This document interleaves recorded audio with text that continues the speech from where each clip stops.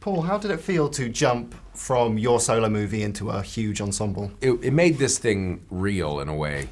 And it was fun to see all of these characters in real life, and then to get to act with them and fight some of them was just really surreal. With Joss Whedon gone, are you two in sort of overall creative control of Marvel? Are you sort of overseeing? Part of the vitality of what Marvel is that you have very individual voices sort of pushing characters and pushing stories into surprising directions, you know? So that's what we get forward by creatively. And we think there's a lot of freedom here. Like, everybody can have their own interpretation, and we always use it as an example. Like, Joss Whedon's interpretation of Captain America is significantly different than how we interpret him. But the two characters can coexist and hold together in an overarching story. The whole kind of Team Cap, Team Iron Man setup, did that lead to any rivalry on set? Mackie's got a big loud voice. He'll make it feel like we're divided. And yes, he will. He could do that. He does it anyway. He doesn't need a reason. Exactly. It's a really fun group of people. So, I mean, I just think it's so fun to always get back together, and I just always hope that we all get to be on set together instead of in bits, because it's really a fun, like, green room when we're taking breaks in between. Mr. Lang? It's an honor. I'm shaking your hand too long. Wow, this is awesome. Captain America. I know you too. You're great. Were you ever worried about how a comedic character like Ant-Man would fit in what is ostensibly quite a serious film? When I shot this, Ant-Man wasn't even done.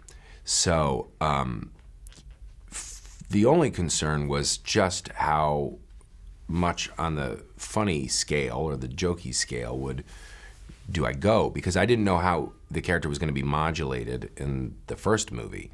You know, I gave different takes and things for different lines in the first movie, and it was really incumbent on the editor and the director to kind of see how far they wanted to take it in either direction. So I just didn't want to appear like a different character. Playing quite a sort of, well, as an android, sort of coming to your emotions, were you... Synthetic person, please.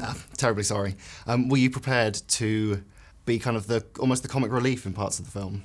Yeah, I think I was, because, I mean, a lot of it I sort of was adding just for fun, and the Russo brothers were, like, all the stuff with trying to use doors and, you know, was rather than walk through walls was me, and they were really open to all of that. So yeah, I guess I was.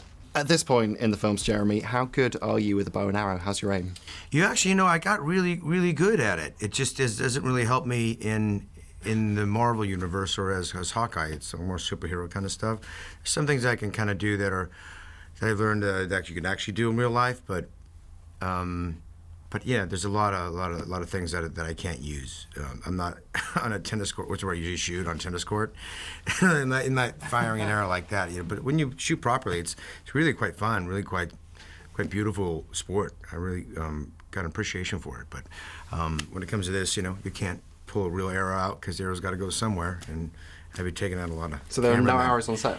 No, well, there's usually one or two, and they're hidden from me. How far are you along into Infinity War now? Pretty deep. I mean, yeah, we started, as soon as we wrapped Civil War, we started to move, in September, we'd spend half our days editing Civil War and half our days in a room with Marcus and McFeely and Nate Moore, a producer from Marvel, just talking about where we can go with Infinity War. So we spent months and months doing that, and we're just about to get the first draft of a script from Marcus and McFeely in about a week, so we're very excited. When you were growing up, were there any superheroes that you dreamed of being? Catwoman, Michelle Pfeiffer, specifically. Not like any, it's not just Catwoman, it's Michelle Pfeiffer's Catwoman and Tim Burton's Batman Begins. Yeah, you just want to be Michelle Pfeiffer.